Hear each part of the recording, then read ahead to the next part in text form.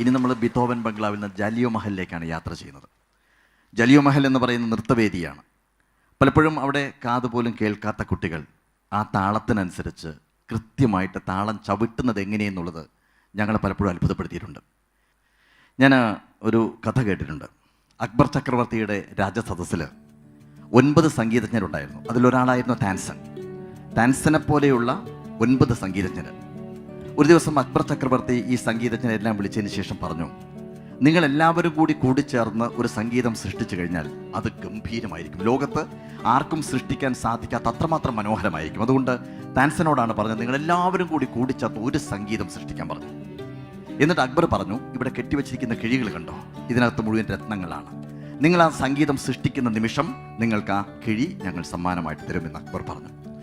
താൻസൻ പറഞ്ഞു, ഇനി ഞങ്ങൾക്ക് പറ്റില്ല, സംഗീതം സൃഷ്ടിക്കാൻ പറ്റില്ല. അക്ബർ ചോദിച്ചു, എന്തുകൊണ്ട്? താൻസൻ പറഞ്ഞു, എൻ്റെ ഗുരുനാഥനുണ്ട്, സ്വാമി ഹരിദാസ്. ഇന്ന് രാത്രി നമുക്ക് അവിടെ പോവാം. അദ്ദേഹം ഒരു കുടിലാണ് താമസിക്കുന്നത്. പുലർച്ചെ 3 മണിക്ക് അക്ബർ ചക്രവർത്തിയും താൻസനും ഈ സംഗീതജ്ഞനും എല്ലാം ചേർന്ന് ആ കുടിൽ തേടിപ്പോയി. കുറച്ച് ദൂരെ സ്വാമി ഹരിദാസ് താമസിക്കുന്ന ഒരു കൊച്ചു കുടിലായിരുന്നു അത്. താൻസൻ തൻ്റെ തമ്പുരു കൂടി കയ്യിലെടുത്തിട്ടുണ്ടായിരുന്നു. അവിടെ ചെന്നതിന് ശേഷം നല്ല നിലാവുള്ള രാത്രിയാണ്. തൻ്റെ തമ്പുരു ആ മണലിൽ വെച്ചു. ആ കുടിലിൻ്റെ ഉള്ളിൽ നിന്നും തമ്പുരുവിൻ്റെ ശ്രുതിമീട്ടൻ സംഗീതം തുടങ്ങി. ആ സംഗീതം മീട്ടി അതിൻ്റെ ഉച്ചസ്ഥായിലെത്തിയ സമയത്ത് ഈ നിലാവത്ത് ഇരിക്കുന്ന മണലിൽ വെച്ചിരിക്കുന്ന ആ തമ്പുരു താനേ ശ്രുതിമീട്ടാൻ തുടങ്ങി. തമ്പുരു താനേ ശ്രുതിമീട്ടി എന്ന് കേട്ടിട്ടില്ലേ? അക്ബർ കരയാൻ തുടങ്ങി. അക്ബർ പറഞ്ഞു, ഇപ്പോഴെനിക്ക് മനസ്സിലായി, ഈ സ്വാമി ഹരിദാസ് ആ കുടിലിരുന്നു കൊണ്ട് സംഗീതം വീട്ടുന്നത് ആർക്കും വേണ്ടിയല്ല, പുലർച്ചയ്ക്ക് അല്ലേ, ഒന്നിനും വേണ്ടിയല്ല, തനിക്ക് വേണ്ടി മാത്രമാണ്. എൻ്റെ ഈ മക്കള് പലപ്പോഴും നൃത്തം ചവിട്ടുന്നത്, പാട്ട് പാടുന്നത് ഒന്നിനും വേണ്ടിയല്ലാതെ അത്രമാത്രം നിഷ്കളങ്കരാണ് ഈ കുട്ടികൾ. ആ നിഷ്കളങ്കതയോടുകൂടി ഇവർ അവരുടെ കലാപരിപാടി അവതരിപ്പിക്കുമ്പോഴാണ് അത് അതിമനോഹരമായിട്ട് മാറുന്നത്. നമുക്ക് കാണാം ജാലിയോ മഹലിലെ അതിമനോഹരമായ ഒരു നൃത്തം ഇവിടെ.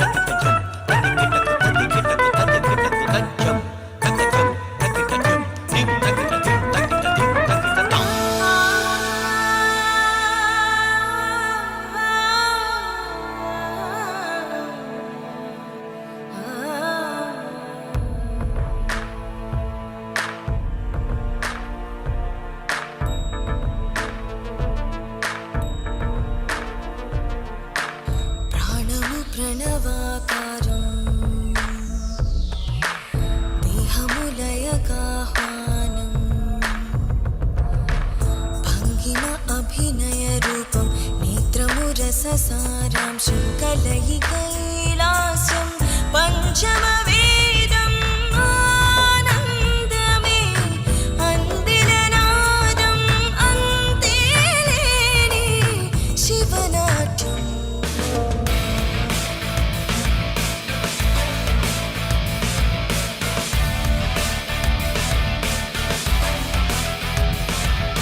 బ్రహ్మసృష్టిలో రచన జరగగ భరత వేదమయీ కీర్తి వెలుగగ లోక శాంతికై జననమొందెను ఈ నటనం.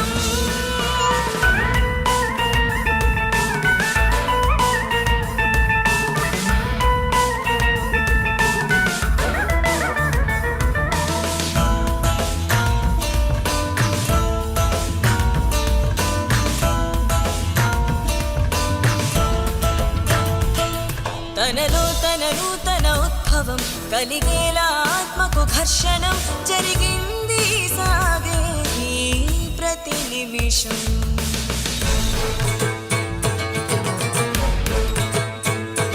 మసిమన్నున దాగిన కుందనం మరిగాకే జ్వాలతో జ్వలం మదిలోనో మధనం నిత్యం తెలిపెను గమ్యం.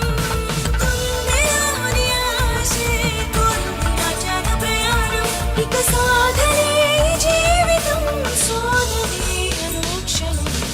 विश्वासतम् आदिशाश्वतम् आदिशाश्वतम्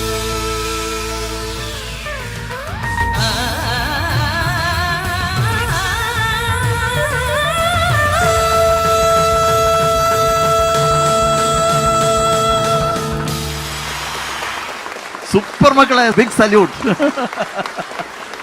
ടീച്ചേഴ്സിനാണ് കേട്ടോ ബിഗ് സല്യൂട്ട്. ഈ കുട്ടികളെ ഇങ്ങനെ വാർത്തെടുക്കണം എന്നുണ്ടെങ്കിലേ, കാരണം ഇതിൻ്റെ സ്റ്റെപ്സ് എല്ലാം കൃത്യമായിട്ട് താളം അതിനനുസരിച്ച് മനസ്സിലാക്കേണ്ട കാര്യം, ഇതിനകത്ത് കേൾവിയില്ലാത്ത കുട്ടികളുണ്ട്. പക്ഷേ ആ കുട്ടികളെ പോലും ഈ താളത്തിനനുസരിച്ച് പരുവപ്പെടുത്തുക എന്ന് പറഞ്ഞു കഴിഞ്ഞാൽ ഹാറ്റ്സ് ഓഫ്.